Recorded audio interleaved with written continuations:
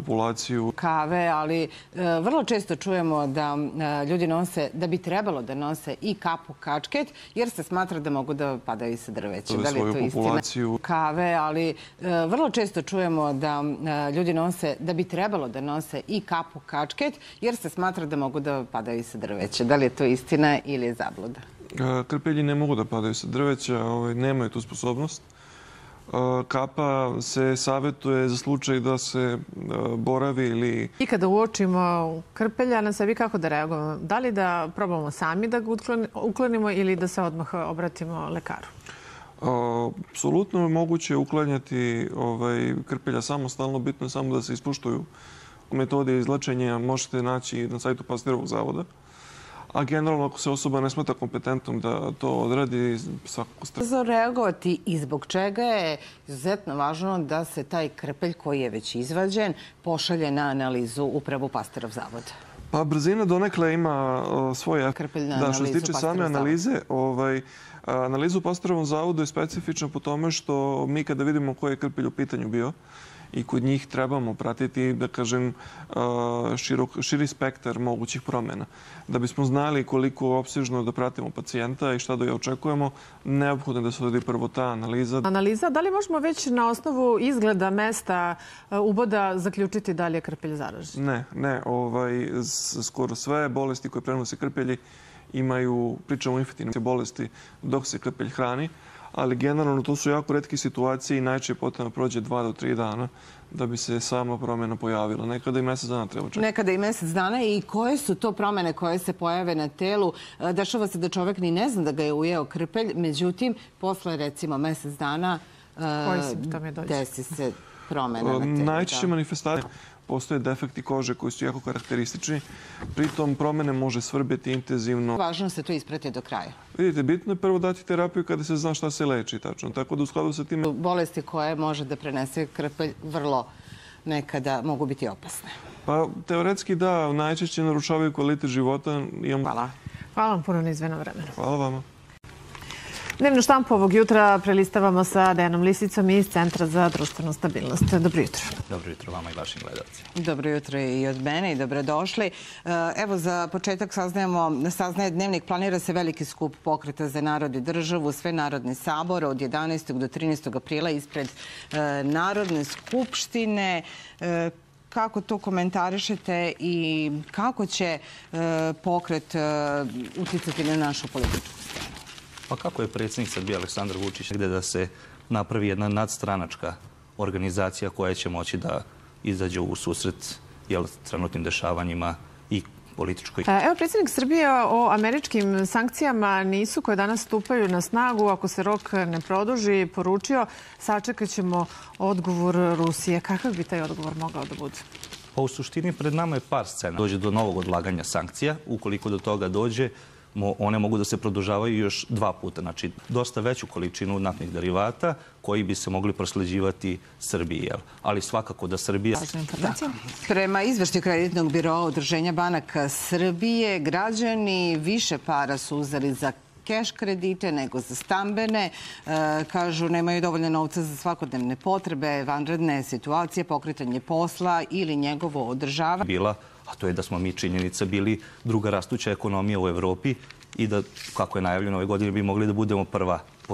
Evo da prokomentarišemo i da Interpol odlučuje o poternicama, statut kao zaštita za Stevandića i Dodika. Pravila organizacije kažu da je zabranjena intervencija u pitanjima s političkom pozadinom. Neke zemlje nisu ni postupale po nalogu iz Liona. Primjeri su generala Divjak i Ganić. Dačić tvrdi da nema osnova za postupanje po zahtevu iz Sarajeva. Beograd uputio protestnu notu.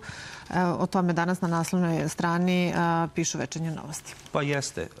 Svaka Interpolova poternica nije sporazuma, tako da ćemo i Srbija apsolutno poštuje suverenitet Bosne i Hercegovine, ali apsolutno je tu uvek za Srbe. Što ste bili ovoga jutra sa nama. ali ono što ima pravu vrednost i nema cenkanja oko svega toga, to se upravo vidi na daskama koje život znače. Danas Srpsko narodno pozorište obeležava 164 godine od osnivanja. Deo programa je održan sinoć na Svetski dan pozorišta u pozorišnom klubu Trema, gde je održana tribina Mezimče srpsko sentimentalno putovanje kroz prošlost Srpskog narodnog pozorišta. Na tribini su, pored uvaženih govornika, učestvovali i doajeni drame Srpskog narodnog pozorišta. Sa ove vremenske distance, koliko je sentimentalno putovanje koje je prešlo Srpsko narodno pozorište od osnivanja do obnove nakon Prvog svjetskog rata pa do danas, pitamo Milorada Stokina iz SNP-a. Dobro jutro, hvala što ste u našem jutarnjem programu. Pa evo, koliko je sentimentalno propagiraju svoje nacionalne interese, kao i preko možda je to najsentimentalniji u klasičnom smislu. Pitanje je da li bismo mi danas imali zgradu na pozorišnom trgu.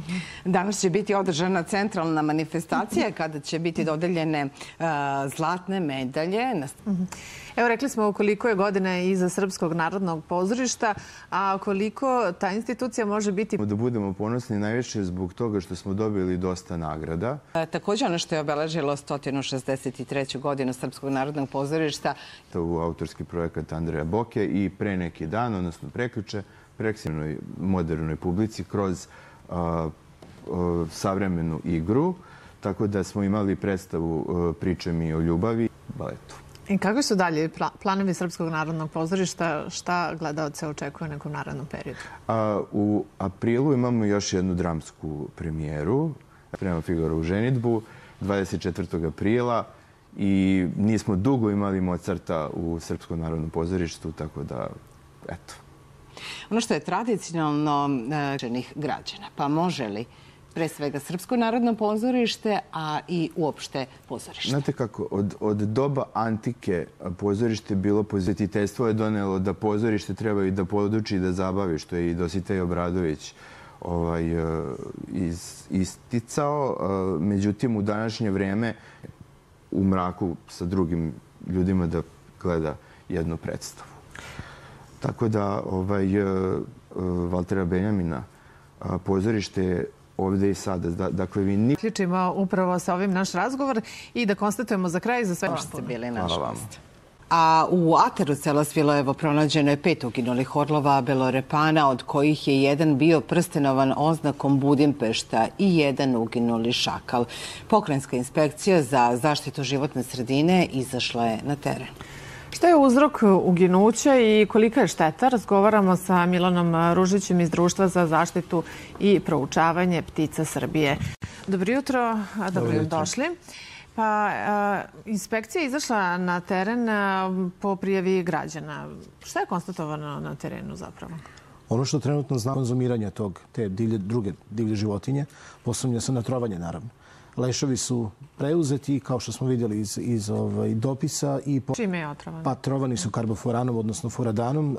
Naši poljoprivrednici dobro znaju. Samostalno dorađivali seme, rasipali to zatrovano seme po površini, ali neretko koristili upravo za trovanje pasa, mačaka, šakala, svega onoga što neko sredini. Iz tog razloga je taj pesticid zabranjen. Odnosno sad se tretira kao nezakonit otrov, odnosno ilegalno sredstvo. Tela uginulih životinja su poslate na Naučni institut za veterinarstvo u Novom Sadu. Kada možemo da očekujemo rezultate te toksikološke koje ste pomenuli? Ono što znam da za ovako krivično delo koje se smatra, koje je dobio zatvorsku